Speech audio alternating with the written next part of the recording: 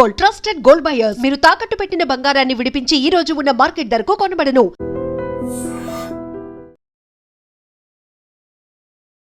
మనతో పాటుగా ఉన్నారు సీనియర్ జర్నలిస్ట్ సురేష్ కొచ్చది. సార్ నమస్కారం. బాలీవుడ్లో గత 8 ఏళ్లుగా పవర్ షిఫ్ట్ అనేది నెలకొంది.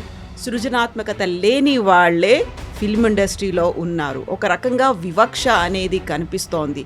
ఈ మాటలన్నది ఆస్కార్ అవార్డు గ్రహీత ఏఆర్ రెహమాన్.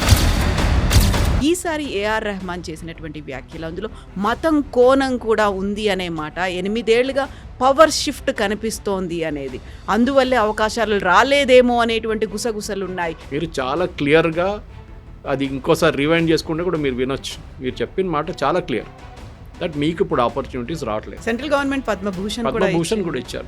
మీకు ఇంకేం కావాలి? మిమ్మల్ని ప్రతి సినిమాలు మిమ్మల్ని తీసుకోవాలి. ప్రొడ్యూసర్ భయపడతారు. In fact that's what Javed Akhtar said. మీ దగ్గరకు ఒక చిన్న ప్రొడ్యూసర్ రావడానికి భయపడుతున్నారు. కానీ we will quote in millions, you will quote in crores. Very రీసెంట్గా చేసినటువంటి చావా మూవీ కూడా ఆయన డివైజివ్ మూవీగా, ఒక విభజన వాదాన్ని చెప్తున్నటువంటి మూవీగానే ఆయన చెప్తూ వచ్చారు. చావా చేసినప్పుడు ఆయనకు తెలుసు కదా హిస్టరీ గురించి చెప్తున్నారని. ప్రాబ్లం ఎక్కడ వచ్చిందంటే ఈ మ్యూజిక్ ఇండస్ట్రీ మారిన మాట రెహమాన్ గారు అంగీకరించారు. Ramayana is in the pipe line. అసలు మత వివక్ష గురించి అనుకున్నప్పుడు రామాయణ అనగానే ఎవరికి రిలేటెడ్ ఉంటుంది, బట్ ఇప్పుడు రెహమాన్ ఏ కమ్యూనిటీకి చెందినవాడు అనేది ఉంది. దాన్ని ఎలా తీసుకున్నారు? ఇక్కడే నన్ను నా రిలీజియన్ చూసి నాకు ఆపర్చునిటీ లేదు. రామాయణ్ చేసిన ప్రాజెక్ట్కి మీ రిలీజియన్ చూసి మీకు ఇచ్చారా, లేకుంటే మీ కెపాసిటీ చూసి మీ అవుట్పుట్ చూసి ఇచ్చారా?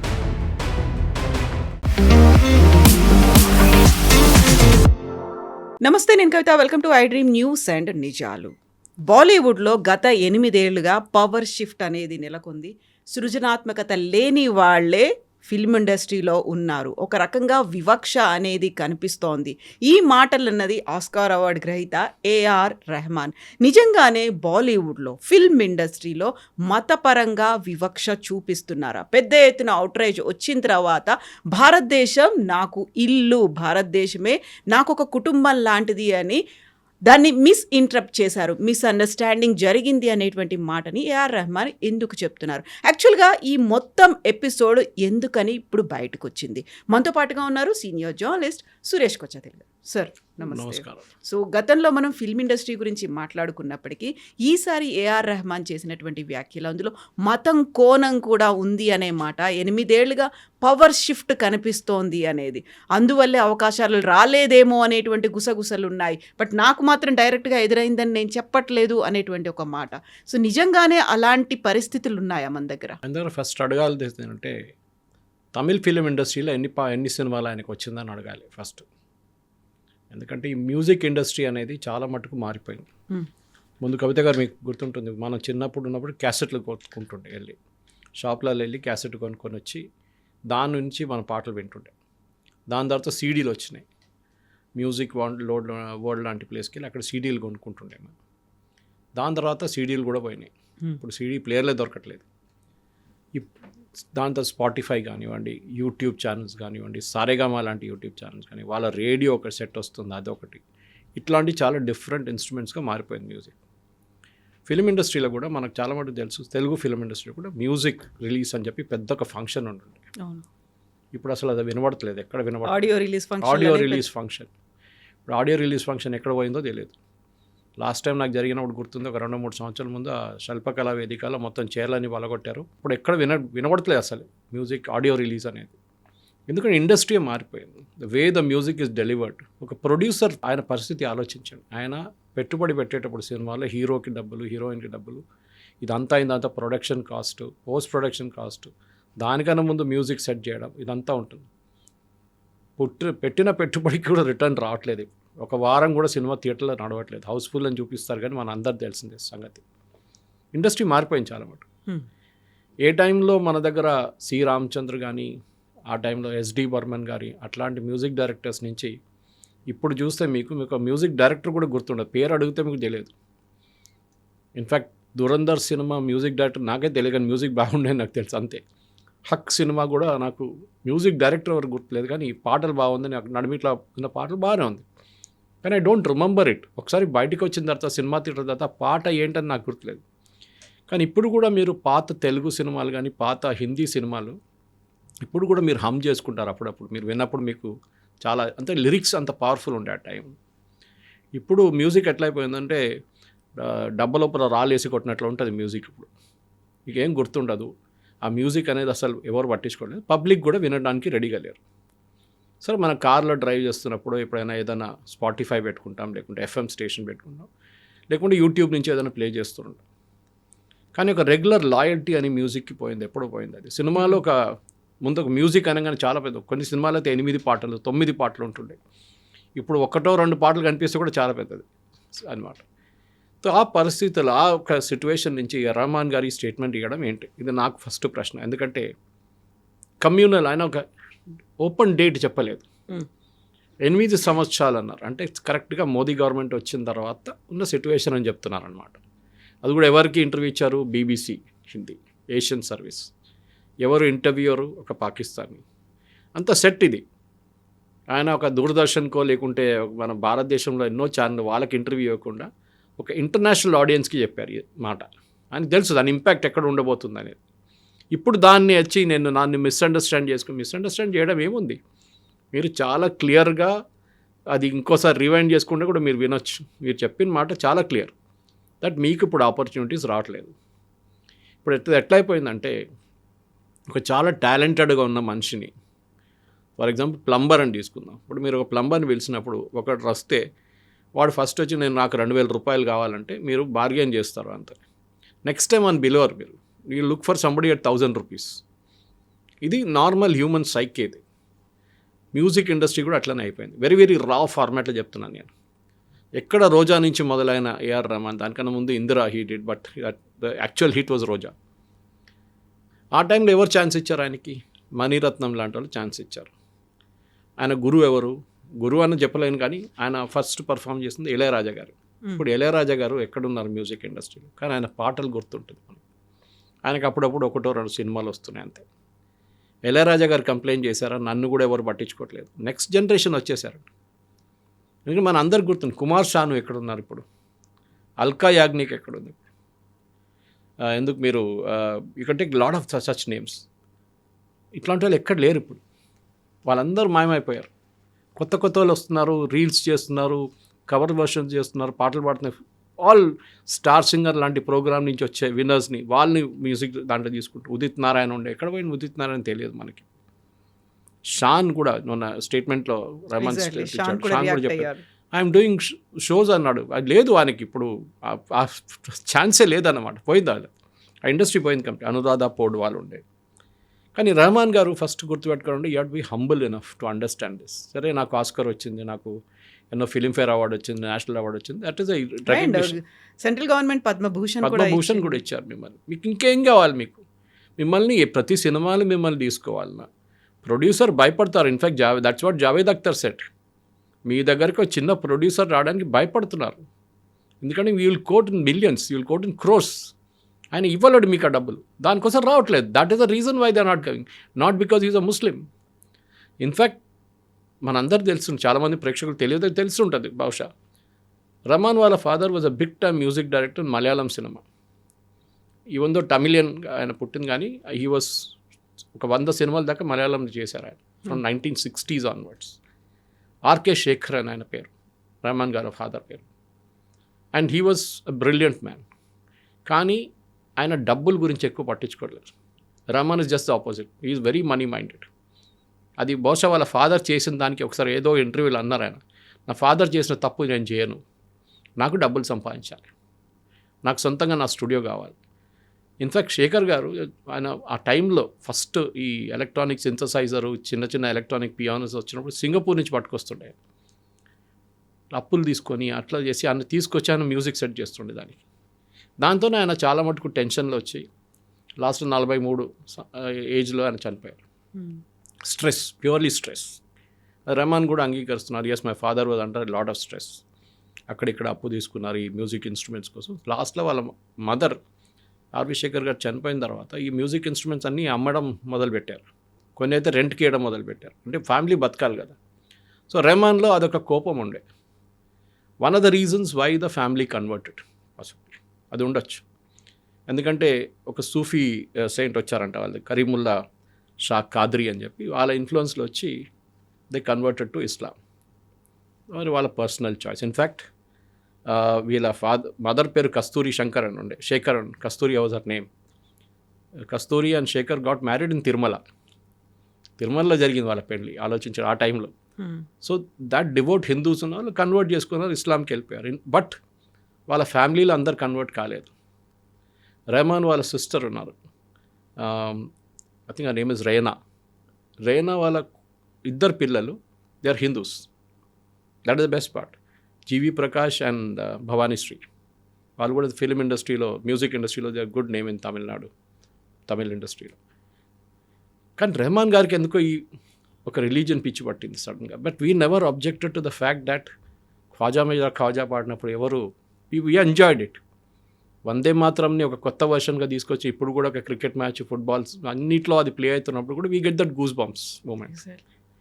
కానీ ఎందుకో సడన్గా నన్ను ముస్లిం అని చెప్పి నాకు పాట క్లియర్, నాకు మ్యూజిక్ రావట్లేదు, నాకు ప్రొడ్యూసర్స్ అడుగుతున్నారు, వచ్చి మళ్ళీ వాళ్ళు వెళ్ళిపోతున్నారు, వాళ్ళు కొత్త వాళ్ళు తీసుకుంటారు అంటే affordability is a fact. And క్రికెట్లో ఒక పాలన్స్ ఉంది కవిత గారు, అది గవాస్కర్ టైంలో అడుగుతుండే. ఇప్పుడు గవాస్కర్ ఎప్పుడు రిటైర్ గారు, last became a running joke, ఈయన ఎట్లా రిటైర్ చేయాలని చెప్పేసి. ఎందుకంటే ఆయన ఫ్లాప్ షో అయిపోయింది, లాస్ట్ అయినా ఆయనకు రన్స్ కూడా రావట్లేదు, కానీ రిటైర్ కావట్లేదు. సో అప్పుడు ఎవరో, I think it was one of the English cricket commentator, maybe Richie Benaud or somebody else ఆస్ట్, ఈ ప్రశ్న అడిగారు ఆయన, వెన్ పీపుల్ లీవ్ క్విట్, మీరు రిజైన్ చేసినప్పుడు, మీరు రిటైర్ అయినప్పుడు అడగాలి వై, ఎందుకు చేస్తున్నారని, నాట్ వై నాట్, ఎందుకు చేయట్లేదని అడిగే ముందే మీరు వెళ్ళిపోవాలి సీన్ నుంచి. దానికోసం ఆ టైం స్టేజ్లో ఉన్నప్పుడు ఎందుకు వదిలిపోతున్నారు అనే క్వశ్చన్ రావాలి, అది రావాలి, అప్పుడే అడుగుతారు. లేకుంటే మీరు ఎప్పుడు పోతారు, ఎప్పుడు రిజైన్ చేస్తారని కాదు. సో మీకు టైం అయినప్పుడు you just melt away in to the sunset. Ilaiyaraaja happen, చాలామంది గంగాయమరన్ ఉన్నారు, హిందీలోనే తీసుకోండి ఎంతోమంది మ్యూజిక్ డైరెక్టర్స్ ఉన్నారు, ప్రీతం లాంటి ఉన్నారు, వాళ్ళందరూ ఇప్పుడు స్టేజ్ షోస్ చేస్తారు. ఇండస్ట్రీ మారిపోయింది, there is more accent on stage shows కానివ్వండి, ఇంటర్నేషనల్ టూర్లు కానివ్వండి, యూట్యూబ్లో వీడియోలు చేయడం, ఇదంతా నడుస్తుంది. ఇప్పుడు ఒక ఇండస్ట్రీగా మారిపోయింది అది. Saregama itself he's reinvented itself. అట్లాంటి పరిస్థితులు నన్ను ముస్లిం అని చెప్పి నాకు పాటలు ఇవ్వట్లేదు, నన్ను మ్యూజిక్ సెట్ చేయట్లేదు అంటే it's a wrong connotation, totally wrong. అది రెహమాన్ గారు ఎందుకు చేశారు అనేది ఇప్పుడు అనేదో క్లారిఫికేషన్ అంత ఇస్తున్నారు, కానీ అది clarification is not really convincing అనమాట. ఎగ్జాక్ట్లీ. వెరీ రీసెంట్గా చేసినటువంటి చావా మూవీని కూడా ఆయన డివైజివ్ మూవీగా, ఒక విభజన వాదాన్ని చెప్తున్నటువంటి మూవీగానే ఆయన చెప్తూ వచ్చారు. మనం చావా చేసినప్పుడు ఆయనకు తెలుసు కదా హిస్టరీ గురించి చెప్తున్నారని, ఆయన బీజీ స్కోర్ చేశారు దానికి. మీకు సినిమా గురించి may have a difference opinion, కానీ చూపించింది నిజమా కాదా అని ఫస్ట్ క్వశ్చన్. జోధా అక్బర్ చేసినప్పుడు అడిగారా నిజమా కాదో చూపిస్తున్నారు, దట్ ఈస్ ఆల్ ఫ్యాబ్రికేటెడ్, అంత ఏం లేదు. Akbar was not handsome fellow, ఈ వాజ్ లింపింగ్ ఉండే, ఆయనకు ఒక కాల్కి ప్రాబ్లం ఉండే, ఈ was not good looking at all. కానీ చూపించింది ఏంటి మనకి, ఓ హ్యాండ్సమ్ హృతిక్ రోషన్ లాంటి వాళ్ళు వెరీ హ్యాండ్సమ్, జోధా హిందూ ఆమెని పెళ్లి చేసుకుంటున్నారు, ఇదంతా. బట్ అక్కడ ఎవరు మనం అబ్జెక్ట్ చేయలేదు. హిస్టరీలో పాసిబిలిటీ జరుగుంటుంది, హిస్టరీలో అది ఉంది, we accept as a matter of fact. Salman Khan, Shahrukh Khan, Aamir Khan వీళ్ళు ఫిలిం ఇండస్ట్రీ డామినేట్ చేస్తున్నప్పుడు, ఇప్పుడు అంత డామినేషన్ లేదనుకోండి, ఆ డామినేషన్ టైంలో మనం ఎప్పుడైనా అబ్జెక్ట్ చేశాము. వీళ్ళు ఏదైనా సినిమాలో, చాలా తక్కువ సినిమాలో వాళ్ళు ముస్లిం నేమ్స్ వాడారు, చాలా మటుకు హిందూ నేమ్సే ఉండేవాళ్ళు. We never objected saying you are a Muslim గా, you should use only Muslim. That's film industry is a make believe industry. దాని ప్రకారం మనం పోతే ఆ ఫ్లోలో వెళ్ళిపోవాల్సిందే మనం. కానీ ఇక్కడ ఈ జరిగిన దానికి ఒక రిలీజియస్ యాంగిల్ తీసుకురావడం అని, and that to from a person like AR Rahman is very very చాలా డిసప్పాయింటింగ్ అనమాట. ఎందుకు చేస్తున్నారు అది? ఆ ఫ్లోలో వెళ్ళిపోయారా, బీబీసీ వాళ్ళు అడిగే క్వశ్చన్ ఫ్లోలో వెళ్ళిపోయారా, లేకుంటే ఆయన ముందే ప్రిపేర్ అయ్యి వచ్చారా అనేది చాలా మట్టుకు ఇప్పుడు అడుగుతున్న ప్రశ్న. ఆయన పర్సనల్ లైఫ్లో కూడా చాలా మటుకు ప్రాబ్లమ్స్ ఉన్నాయి, మన అందరికి తెలిసింది. We never asked, industry never asked divorce ఎందుకు జరిగింది, his wife gave some statement, ఆమె ఇప్పుడు ఏదో లండన్లో ఉంటుందంటే మనకు తెలియదు, అది మనం ఎప్పుడు అడగక్కర్లేదు, ఎందుకంటే that is the personal life. అది ఒక లక్ష్మణ్ రేఖ ఉంటుంది, అటువైపు వెళ్ళకూడదు మన అసలు. కానీ ఎప్పుడు ఇదే మాట ఉంటుంది కవిత గారు, this is there in every field. మీరు క్రికెట్ చూడండి, మీరు బ్యాడ్మింటన్ చూడండి, పివి సింధు, సైనా నెహ్వాల్. ఇప్పుడు సైనా నెహ్వాల్ ఎక్కడ ఉందండి? She had achieved a peak వచ్చేసినప్పుడు అయిపోయింది అక్కడి నుంచి. లేదు నేను ఇంకా ఆడుతూనే ఉంటానంటే నోబడీ విల్ యాక్సెప్ట్. మీ పీక్ ఒక టైం ఉంటుంది. అది అంటే ఈవెన్ బాస్కెట్బాల్ తీసుకోండి, క్రికెట్ తీసుకోండి, యంగ్ ఏజ్లోనే మీరు పీక్ అయిపోతారు. దాని తర్వాత యూ స్టార్ట్ డ్రిఫ్టింగ్ డౌన్. మీరు ఎప్పుడు వెళ్ళిపోవాలో అప్పుడు మీరు ఆ ఇండస్ట్రీ నుంచి బయటకు వచ్చేసేయాలి.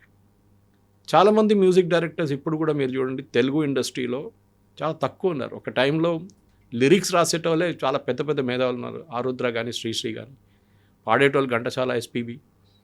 కానీ ఇప్పుడు ఎవరున్నారు చెప్పండి? చాలా తక్కువ, హ్యాండ్ఫుల్ ఆఫ్ పీపుల్. ఎందుకంటే ఇండస్ట్రీ మారిపోయింది, ఆ ఫార్మాటే మారిపోయింది, ప్రజెంటేషన్ ఫార్మాట్. కొన్ని టైంలో 6 సాంగ్లు రికార్డ్ చేస్తారు, కానీ సినిమాలు 2 సాంగ్లే తీసుకొస్తారు. Because the director one sitting on the post production table, ఆయనకి ఏమనిపిస్తుంది అంటే ఆ ఫ్లో పోతుంది, పాట వచ్చినప్పుడు we'll reduce it to 2 songs, fine. కానీ మార్కెట్లో 6 సాంగ్లు రిలీజ్ చేస్తారు. రిలీజ్ అంటే ఏంటి? క్యాసెట్ లేదు, నేను చెప్పినట్లు సీడీ లేవు, ఏం లేవు. It is only on YouTube, that's it. లేకుంటే ఏదైనా ఎఫ్ఎం స్టేషన్లో ప్లే చేస్తారు మీరు. ప్రాబ్లం ఎక్కడ వచ్చిందంటే ఈ మ్యూజిక్ ఇండస్ట్రీ మారిన మాట రెహమాన్ గారు అంగీకరించట్లేదు. మ్యూజిక్ ఒక పవర్ షిఫ్ట్ అనేది జరిగింది, అక్కడ క్రియేటివిటీ లేని వాళ్ళే రాజ్యం వెళ్తున్నారు ఫిల్మ్ ఇండస్ట్రీలో అనే ఒక మాట. ఎవరైనా క్రియేటివిటీ లేని వాళ్ళు తీసుకొచ్చి సినిమా చేస్తారా? ఈ ప్రాబ్లం కాంతారాలో వచ్చింది, మీకు గుర్తుంటుంది. కాంతారా రిలీజ్ అయినప్పుడు ఎంత పెద్ద గొడవ జరిగిందా. హిందుత్వ ఎలిమెంట్ దాంట్లో మేక్ బిలీవ్ చేశారు, దాంట్లో లేనిపోయిన బ్లాక్ మ్యాజిక్ లాంటి, బ్లాక్ మ్యాజిక్ ఇక్కడ లేదు. But it is a art form. మా ఊర్లో ఉంది, నార్దర్న్ కేరళలో ఉంది, అది తెయ్యం అంటారు దాన్ని అక్కడ. That's another form is what you showed in upper Karnataka, దక్షిణ కర్ణాటకలో. అక్కడ ఇది అక్కడ జరుగుతున్న ఒక క్లాసికల్ ఆర్ట్ ఫామ్. అది దాన్ని కొంచెం ఒక ట్విస్ట్ ఇచ్చి చేసినప్పుడు దాంట్లో తప్పేముంది? ఆమీర్ ఖాన్ లార్డ్ శివాని టాయిలెట్లో 3 Idiots తిప్పినప్పుడు మనం ఎవరు తిట్టలేదు ఆయన్ని, ఎందుకు చేసామని చెప్పేసి. మనందరూ తెలుసు. చాలా కొంతమంది కోపం వచ్చింది, మీ రిలీజన్లో ఉన్న ఎవరైనా ప్రాఫిట్స్ చేస్తారంటే ఎవరు అడగలేదు అది. కానీ మనం because Hindu religion accepts it. Okay సరే, we laugh at our gods, మనం నవ్వుకుంటాం ఒక్కసారి, మంచిదే కదా, ఓకే తమాషాగా ఉంది కదా, చాలా బాగుందంటాం. కానీ ఆలోచించండి, అది it could have been a tinder box moment. ఆ మూమెంట్లో అది పెద్ద గొడవ అయితే ఆ సినిమానే ఫ్లాప్ అయిపోతుండే. కానీ జరగలేదు, it went as a normal route వెళ్ళిపోయింది. కానీ రెహమాన్ గారికి సడన్గా ఇప్పుడు ఎందుకు వచ్చింది నాకు అర్థం కావట్లేదు. ఎందుకంటే I have seen him when he was Dilip. హైదరాబాద్కి వస్తుండే ఆ టైంలో, ఇక్కడ ఒక ఏజెన్సీలో వచ్చి చాలా తక్కువ అమౌంట్కి ఒక చిన్న కీబోర్డ్ తీసుకొచ్చి ట్రైన్లో వచ్చి ఇక్కడ వచ్చి కీబోర్డ్ ప్లే చేసి వెళ్ళిపోతుండే. ఒకసారి చాలా సంవత్సరాల తర్వాత ఫ్లైట్లో వస్తుండే, కానీ ముందైతే ఓన్లీ ట్రైన్లో వస్తుండే. మెట్రో షూస్ కానివ్వండి, బిగ్ షాట్ లాంటి షాప్స్కి యూస్ టు ప్లే జింగిల్స్. ఆ ఇండస్ట్రీ నుంచి అఫ్కోర్స్ ఈ started playing for Ilaiyaraaja as a keyboard artist. అక్కడి నుంచి పైకి వచ్చిన తర్వాత ఆపర్చునిటీస్ చాలా వచ్చినాయి ఆయనకి. అండ్ మనం కూడా మెచ్చుకుంటాం, గుడ్ మ్యూజిక్. మీరు చెప్పినట్టు 2 ఆస్కర్లు, గ్రామీలు, స్లమ్ డాగ్ మిలియనర్ లాంటి సినిమాలకి, దట్ ఆల్ వాజ్ దేర్. మనం అన్నీ యాక్సెప్ట్ చేస్తున్నాం మనం. ఎందుకంటే we have seen the pinnacle of music in India, భారతదేశంలో. సాహిర్ లుధ్యాన్వి రాసిన పాటలు, ఆనంద్ బక్షి గారు రాసిన పాటలు, శంకర్ జైకిషన్, లక్ష్మీకాంత్ ప్యారేలాల్, ఎస్డి బర్మన్, నేను చెప్పాను, ఆర్డి బర్మన్, సి రామచంద్ర, కళ్యాణ్జీ, చాలా మటుకు మీద big big music directors there. ఇప్పుడు దాంట్లో చాలామంది దే పాస్ట్ అవే. ఉన్నోళ్ళు కూడా వాళ్ళు they are happy with what they are. ఈ ఇండస్ట్రీలో ఒక ఫేవరెటిజం ఉందంటే ఉంది. అది even when Lata Mangeshkar was alive, చాలా మటుకు అలిగేషన్స్ ఆమె మీద ఉండే. దట్ ఆమె she used to dictate to music directors. ఒక మోనోపలి లాగా. మదన్ మోహన్ గారితో నేను చేయను ఎప్పుడని చెప్పి ఒకసారి ప్రాబ్లం ఉండే ఆమెకి. సుమన్ కళ్యాణ్పూర్ లాంటి వాళ్ళు, వాణి జయరామ్ లాంటి వాళ్ళు ఆమె పైనకి రానిలేదు అసలు. She never give an opportunity except for her sister ASHA Bhosle. అట్లాంటి ఒక మోనోపలి ఉంది. దాని తర్వాత మనం చూసాం సడన్లీ అనురాధ పౌడ్వాల్ లాంటి వాళ్ళు, బికాస్ సడన్లీ గుల్షన్ కుమార్ గారు ఎంకరేజ్ చేయడం మొదలుపెట్టారు. తర్వాత గుల్షన్ కుమార్ హత్య జరిగింది. అది కూడా మ్యూజిక్ ఇండస్ట్రీలో పెద్ద పాలిటిక్స్, అది అందరికీ తెలిసింది. ఎందుకంటే అక్కడ డీ గ్యాంగ్ ఇన్వాల్వ్డ్ ఉన్నారు. సినిమాల్లో ఈ బ్లాక్ మనీ కానివ్వండి, ఈ డ్రగ్స్ మనీ కానివ్వండి, హవాలా డబ్బులు పెట్టడం మొదలుపెట్టారు. ఇప్పుడు ఏమైందంటే లాస్ట్ ఒక 10-15 సంవత్సరాల కవిత యూ వుడ్ అబ్జర్వ్ ఈ ఇండస్ట్రీ కార్పొరేటైజేషన్ అయిపోయింది కంప్లీట్గా. ఒకసారి బీఆర్ ఫిల్మ్స్ ఉండే, యశ్ చోప్రా ఫిల్మ్స్, ఇప్పుడు అందరూ కంపెనీలు తయారు చేసుకున్నారు. అది ఎవరైనా ఉండేవాడు, కరణ్ జోహార్ ఉండొచ్చు, బాలాజీ టెలిఫిల్మ్, ఎక్తా కపూర్ ఉండి, వీళ్ళందరూ they form companies, corporate companies. వాళ్ళు బ్యాలెన్స్ షీట్ చూస్తారు. మేము ఒక సినిమా తీయాలంటే ఎంత డబ్బులు పెట్టాలి, దాంట్లో ఎంత డబ్బులు వస్తుంది, ఓటీటీలో ఎంత డబ్బులు వస్తుంది, మాకు థియేటర్ రిలీజ్లో ఎంత వస్తుంది, ఇది వాళ్ళు చూసేది first. And naturally cost cutting ఉంటుంది. ఎంత తక్కువ చేయొచ్చు అంత కాస్ట్ కటింగ్ తగ్గిస్తున్నారు. పాసిబ్లీ తెలుగు ఫిలిం ఇండస్ట్రీ ఒక్కటే ఇప్పుడు కూడా where the hero is paid 100 crores 50. Malayalam film industry చూడండి, దే ప్రొడ్యూస్ బ్రిలియంట్ మూవీస్. కానీ మోహన్ లాల్, మమ్ముట్టి కూడా ఇంత డబ్బులు రావు. బికాజ్ మేబీ ఇండస్ట్రీ సైజ్ చిన్న ఉంది అక్కడ, వాళ్ళ ఆడియన్స్ సైజ్ చిన్న ఉంది. మ్యాక్సిమం కేరళ అండ్ గల్ఫ్, కొంత మటుకు యూరోప్. తెలుగు ఫిలిం ఇండస్ట్రీ బహుశా ఇంకా పెద్దగా ఉంటుంది, చాలా మటుకు ఆడియన్స్ నార్త్ అమెరికాలో ఉంటారు, అక్కడ కలెక్షన్ బాగుంటుంది అని చెప్పి ఎక్కువ కానీ ఇప్పుడు కూడా చూడండి, ఇప్పుడు రెమ్యునరేషన్ ఇవ్వలేకపోతున్నారు. Other day saw an article, ఎవరో ప్రొడ్యూసర్ చెప్తున్నారు, తెలుగు ఫిలిం ఇండస్ట్రీలో ఉన్న హీరోయిన్స్ని యాక్ట్రెసెస్ అని చెప్పాలి మనం యాక్చువల్లీ, వాళ్ళ దగ్గర మేము we are asking them to reduce their fees, వాళ్ళ ఫీజు తగ్గించమని రిక్వెస్ట్ చేస్తాం. లేకుంటే ఇట్ వోంట్ వర్క్అవుట్. ఒక్క వారం కూడా సినిమా హౌస్ఫుల్ నడవదు మీకు థియేటర్లలో. ఇప్పుడు దురంధర్ ఈజ్ అన్ ఎక్సెప్షన్. అది వచ్చినప్పుడు ఇంకా పెద్ద గొడవ, నేషనలిజం, మ్యాషోయిజం, హిందూ ఇది, ఇస్లాం బ్యాషింగ్, ఇస్లామాఫోబియా జరిగింది, పాకిస్తాన్లో జరుగుతుంది, చూపించాం. I give an audience example మీకు. ఈ దురంధర్ వచ్చి ఒక 3 వారాలు 4 వారాల తర్వాత ద సినిమా ఇక్కీస్ అని ఒక సినిమా వచ్చింది, బేస్డ్ ఆన్ అరుణ్ ఖేత్రపాల్స్ లైఫ్. నేను కూడా వెళ్ళాలనుకున్నాను. రివ్యూ చదవగానే నాకు కూడా అనిపిస్తుంది ఎందుకు వెళ్ళాలి సినిమా, దాంట్లో పాకిస్తాన్ని హీరోస్గా చూపిస్తున్నారు, పాకిస్తాన్ ఆర్మీ చాలా మంచి వాళ్ళని చూపిస్తున్నారు, మనం తప్పు చేసామని చూపిస్తున్నారు 71లో అని రివ్యూ చదివాను. కొంతమంది అడిగాను సినిమాకి, వాళ్ళు అన్నారు Suresh you will not like it, మీరు వెళ్ళొద్దు. Word of mouth is very important. Dhurandhar లాంటి సినిమాకి I think more than publicity word of mouth. ఎందుకంటే ఇప్పుడు సినిమా రిలీజ్ చేయాలంటే కూడా మార్కెటింగ్ దాంట్లో చాలా పెద్ద కాంపోనెంట్. మ్యూజిక్ చేసిన వాళ్ళు వెళ్ళి స్టూడియోలో కూర్చొని మాట్లాడతారు, the actor and actresses will go and sit in the theatre, డైరెక్టర్తో కూర్చుంటారు, ఏ స్టూడియోకి వెళ్ళాలి, ఇదంతా నిర్ణయించేది ఒక పెద్ద పిఆర్ గ్యాంగ్ ఉంది ఒకటి. వాళ్ళు డిసైడ్ చేస్తారని ఎట్లా మూడ్ సెట్ చేయాలి, ఇది ఎప్పుడు రిలీజ్ చేయాలి, ఏ థియేటర్లో రిలీజ్ చేయాలి, ఏ ఓటీటీ ప్లాట్ఫామ్లో వెళ్ళాలా, ప్రైమ్లో వెళ్ళాలా, నెట్ఫ్లిక్స్లో వెళ్ళాలా, జీ5లో వెళ్ళాలా, ఇదంతా ఒక కమర్షియల్ అయిపోయింది. And AR Rahman making an acquisition, నాకు అది I just won't take it. ఎందుకంటే మీరు ఎందుకు చేస్తున్నారు అది రెహమాన్ గారు అడగాల్సింది. Now you're making an excuse saying నన్ను మిస్అండర్స్టాండ్ చేశారు. బట్ ఇక్కడే మిస్అండర్స్టాండ్ చేశారు అన్నప్పుడే ఆయన చేసినటువంటి అలిగేషన్స్ 8 ఇయర్స్లో అనుకున్నప్పుడు లాస్ట్ ఇయరే కదా చావాలంటే ఒక బిగ్గెస్ట్ బ్లాక్ బస్టర్ హిట్ వచ్చింది. ఆ తర్వాత Ramayana is in the pipe line. అసలు మత వివక్ష గురించి అనుకున్నప్పుడు రామాయణ అనగానే ఎవరికి రిలేటెడ్ ఉంటుంది, బట్ ఇప్పుడు రెహమాన్ ఏ కమ్యూనిటీకి చెందినవాడు అనేది ఉంది. దాన్ని ఎలా తీసుకున్నారు, ఇక్కడే డిఫరెంట్ ఒపీనియన్ వినిపిస్తుంది కాబట్టి ఆయన తొలగించండి అనేటువంటి మాట కూడా సోషల్ మీడియాలో వస్తుంది కదా. దట్స్ న్యాచురల్లీ, బికాస్ ఆయన చెప్పిన మాట అదే కదా, నన్ను నా రిలీజియన్ చూసి నాకు ఆపర్చునిటీ లేదు. రామాయణ్ చేసిన ప్రాజెక్ట్కి మీ రిలీజియన్ చూసి మీకు ఇచ్చారా, లేకుంటే మీ కెపాసిటీ చూసి మీ అవుట్పుట్ చూసి ఇచ్చారా, అది చాలా ఇంపార్టెంట్. ఎందుకంటే forget his name, the Jewish composer, he is there in this ensemble, ఆయన ఉన్నారు, is a Jewish, Rahman is a Muslim. అడిగారు ఎప్పుడైనా హరే నేను పని చేయను పో, గాజా ఉండి అదే జరిగింది ఇది జరిగిందని కాదు. మ్యూజిక్ ఇస్ మ్యూజిక్ అంతే. మన దగ్గర ఖయామ్ చాలా మటుకు ముస్లిం మ్యూజిక్ డైరెక్టర్స్ ఉంటాయి. అట్లాంటి మనుషులున్నప్పుడు మనం ఎప్పుడు అడగలేదే. Mohammed Rafi was a great singer, we never asked him his religion, మీరు ఏ రిలీజన్ నుంచి వస్తున్నారు, ఏ పాటలు పాడుతున్నారు. సాజిద్ నవీద్ అనుకుంటాను ఆయన కూడా ఉన్నారు, Sajid Naveed. See, there are lot of Muslims who sang in this, and that is the most best part. కానీ ఎప్పుడు మనం వెళ్ళి మీ రిలీజన్ ఏంటి, మీరు ఎందుకు చేస్తున్నారు, వై ఈజ్ మేకింగ్ అలిగి, you are out praised yourself in the market. మీ మార్కెట్లో మిమ్మల్ని వాళ్ళు తీసుకోలేకపోతున్నారు. ఐపీఎల్ లాగా మీరు ఒక రేట్ క్రాస్ చేస్తే మిమ్మల్ని తీసుకోరు వాళ్ళు, you are out of the market totally. అది ఏ ఇండస్ట్రీ అయినా అంతే, సినిమా ఇండస్ట్రీ అని ఒకటే కాదు, ఈవెన్ క్రియేటివ్ ఇండస్ట్రీ చూడండి, if you are out priced అనగానే మిమ్మల్ని పక్కన పెట్టేస్తారు వాళ్ళు, మీరు ఎంత పెద్ద మంచి అయినా కావచ్చు. కానీ అట్ ద సేమ్ టైం కొంచెం హంబల్గా ఉండాలి, ఎందుకంటే ఈ ఇండస్ట్రీ మీకు ఆపర్చునిటీ ఇచ్చారు, ఈ ఇండస్ట్రీ మీరు ఇక్కడ దాకా తీసుకొచ్చారు మిమ్మల్ని. దాని తర్వాత ఇన్వెస్ట్ చేసిన తర్వాత నన్ను పక్కన పెట్టేస్తున్నారు, నాకు ఆపర్చునిటీ ఇవ్వలేట్లు. ప్రొడ్యూసర్ నన్ను వచ్చి కలిసి దాని తర్వాత వారం తర్వాత చూస్తే చైనీస్ విస్పర్స్ లాగా నాకు రూమర్స్ వస్తున్నాయి దట్ ఇది నన్ను తీసుకోలేదు, ఇంకోరిని తీసుకున్నాడు, he is not creative. How do you determine creativity? అదొక క్వశ్చన్ ఉంది. ఇప్పుడు మీ ప్రోడక్ట్ అమ్మాలంతే, అది మీరు షూ అమ్ముతున్నారా, టీవీ అమ్ముతున్నారా, కార్ అమ్ముతున్నారా అని టెలివిజన్ ఫీల్డ్లో, అడ్వర్టైజింగ్ ఫీల్డ్లో అది ఉంటుంది. మ్యూజిక్ కూడా అంతే, it has to add colour to the cinema, ఒక అడ్జంక్ట్ అన్నమాట సినిమాకి. ఇది ఇప్పుడు అది కాకుండా నా మ్యూజికే ఉండాలి, నేనే చేయాలి, sorry, it doesn't work like that. And Rahman garu ఈ షుడ్ రియలైజ్ దట్ లోకం మారిపోయింది, entire film industry he's change, specially last correct అని చెప్పినట్లు లాస్ట్ 8 years అంటే లాస్ట్ 5 years కూడా, వేరే ఓటీటీ రిలీజ్ మీకు ఎక్కువ డబ్బులు ఇస్తుంది సినిమా థియేటర్ రిలీజ్ కన్నా. పేపర్ వ్యూలో ఉంటుంది, అంటే ప్రతి మనిషి చూసినప్పుడు సపరేట్గా మీకు పేమెంట్ వస్తుంది, అది కూడా ఇంకొక రెవెన్యూ స్ట్రీమ్ ఉంటుంది మీకు.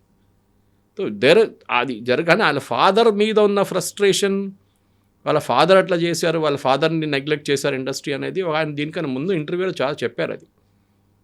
But he was given the respect. ఇప్పుడు కూడా మీరు ఆర్కే శేఖర్ గారి గురించి మాట్లాడినప్పుడు Kavitha garu he brought in S P Balasubrahmanyam and Balamuralikrishna, Mangalampalli Balamuralikrishna Malayalam film industry తీసుకొచ్చిన మనిషి ఆర్కే శేఖర్. ఓకే, ఆలోచించండి. And the same Balasubrahmanyam song for Rahman also. So ఈ కూడా యూనో ఆయన చెప్పొచ్చు మీ నాన్నగారితో పనిచేశాను నేను, మళ్ళీ నువ్వు వాడు అని కాదు. But he was humble enough. And వీళ్ళిద్దరిని కలిసిన మనిషి నేను, ఎస్పీ కానీ బాలమురళీకృష్ణ, వాళ్ళ హంబుల్నెస్ చూడాల్సింది. Mangalapuram Balamuralikrishna speaks to you so humble. అది వాళ్ళది ఉంటుంది. మేబీ వాళ్ళ పర్సనల్ లైఫ్లో కొంచెం అరగెంట్గా ఉండొచ్చు, కానీ రెహమాన్ది అందరికీ ఉన్నారు కొంచెం ఆయన అలూఫ్గా ఉంటారు, ఎక్కువ మాట్లాడరు. That's a human tendency. అది వాళ్ళ ఫీల్డ్ వాళ్ళు ఉంటారు. ఎస్పీబీ అని ఉన్నారు, he is not trained in classical, but Sankarabharanam లాంటి సినిమాలో ఆయన ఈ song such beautiful songs without being train classical singer. The capability is ఆ మ్యూజిక్ డైరెక్టర్స్ దగ్గర నుంచి వస్తుంది. అదే కదా ఆ టైంలో ఉన్న డైరెక్టర్స్ దగ్గర నుంచి వాళ్ళ కేపబిలిటీలు ఉంటుంది. కానీ రెహమాన్ గారు ఇప్పుడు చేసిన దానికి నాకైతే I'm not at all in sync. In fact the entire industry, Kangana Ranaut అన్నారు, ఒక స్టేట్మెంట్ ఇచ్చారు, వినుంటారు, చదువుంటారు. అది ఎమర్జెన్సీ ఫిలిం ఆమె తీసిన ఫిలింకి మ్యూజిక్ సెట్ చేయడానికి రెహమాన్ గారి దగ్గర వెళ్తే ఈ said I won't do music for propaganda films అన్నారు. అప్పుడు ఆలోచించండి ఆయన మైండ్ సెట్. ప్రాపగాండా ఏముందండి ఎమర్జెన్సీలో, ఏం జరిగింది అదే చూపించారు. మీకు నచ్చకపోవచ్చు, you might not like the political philosophy of BJP or any right wing party, or మీరు ఇందిరాగాంధీ సపోర్టర్ ఉండొచ్చు, అది కూడా ఉండొచ్చు. కానీ కంగనా రనౌత్ దగ్గర వెళ్ళి నేను ప్రాపగాండా ఫిలింకి మ్యూజిక్ సెట్ చేయనంటే దాట్ షోస్ యువర్ బయస్. అంటే మీ థింకింగ్ ఒక్క వైపే ఉందన్నమాట మొత్తం. And that is very very clear in case of Rahman. You should realise ఇప్పుడు ఇండస్ట్రీ రియలైజ్ అయ్యారు కదా, దానికోసం రియాక్ట్ అయ్యారు. ఆయన కవిత గారు మీరు ఇప్పుడు చూడండి రీల్స్లో, ఇన్స్టాగ్రామ్లో చిన్న చిన్న పిల్లల నుంచి యంగ్స్టర్స్ నుంచి everybody is becoming a music star. మీకు అక్కర్లేదు. చాలా నాకు డౌట్ వస్తుంది నెక్స్ట్ 5 సంవత్సరాల తర్వాత, 3 సంవత్సరాల తర్వాత సినిమాల పాట ఉంటుందో కూడా డౌట్ఫుల్. కంటెంట్ మీద నడుస్తుంది అంతా. హౌ పవర్ఫుల్స్ ఒక మ్యూజిక్ ఒక అడ్జంక్ట్ ఉండొచ్చు. హక్ అని సినిమా వచ్చింది చూడండి, ద మ్యూజిక్ ఈజ్ దేర్, ఎక్కడో ఫ్లో అవుతుంది అడ్మిట్లో, it nothing related to the scene. పాట వస్తుంది, పాట పోతుంది అంతే. But the content is very very important. మీరు ఎట్లా కంటెంట్ డెలివర్ చేస్తారు, అది మనం దురంధర్లో చూసాం, ఎంత లౌడ్ మ్యూజిక్ ఉంది దాంట్లో. ఇన్ఫ్యాక్ట్ నా బ్రదర్లో మిక్స్ చేశారు final mixing. He was telling me about how హక్ ఆయన చేశారు music final mixing. And when he was comparing హక్లో చాలా ప్లేసెస్తో సైలెన్స్ ఉంది. అవును. So I asked him, my brother in law Ajay Balakrishna అడిగాను, నువ్వు సైలెన్స్ ఎందుకంటే director wanted it that way అన్నారు. అట్ ద సేమ్ టైం మన దురంధర్ చూడండి, సౌండ్ ఉంది, కానీ that movie was also hit, దాంట్లో డౌట్ లేదు. So it is up to the music director. అది రెహమాన్ గారు చావాక్ స్కోర్ చేసినప్పుడు వీ నెవర్ ఆస్క్డ్ హిమ్ మీరు ఎందుకు చేశారు ఇట్లా అని చెప్పేసి. బికాస్ ఆయన చాలా మంచిగా Slumdog Millionaire and all the classics, no doubt about it. కానీ ఒక టైం అయినప్పుడు you should hang up your boots అంటారు ఇంగ్లీష్లో. ఆ బూట్స్ పక్కన పెట్టి, okay I had a good life, మంచిగా సంపాదించుకున్నాను, now let me relax, I will now ఏం చెప్తారు అప్పుడెప్పుడైనా ఒక సంవత్సరంలో ఒక సినిమా చేయడము, లేకుంటే ఈ చెప్పినట్ల వెళ్ళి ఏదైనా కాలేజ్లో టీచ్ చేయడం, అది ఉండాలి. అది కాకుండా ఇట్లాంటి లోడెడ్ పొలిటికల్ స్టేట్మెంట్ చేసేది ఐ థింక్ చాలా తప్పు చేస్తారు. Yes sir, thank you so much. Thank you very much. Thank you. And for more videos, Please subscribe to iDream. Please subscribe to iDream. Please subscribe iDream. And please subscribe to iDream. For more videos, subscribe to iDream. please like, share and subscribe to the channel. Congratulations, iDream. Subscribe to iDream. Subscribe to iDream. So subscribe to iDream Media. iDream ki iDream team andarki huge congratulations. Please subscribe iDream Media. Please subscribe to iDream. Subscribe iDream. Please subscribe to iDream. iDream అంటే నా కళల ఛానల్ను subscribe చేసుకున్న నోరు తిరుగుతలేదు, మీరైతే గంట గుర్తు కొట్టండి. For more such videos, please subscribe to iDream. Subscribe to iDream. Please subscribe to iDream. Please subscribe iDream Media. Please do subscribe to iDream. Please subscribe to iDream Media. For best entertainment and information, please subscribe iDream. And don't forget to subscribe to iDream.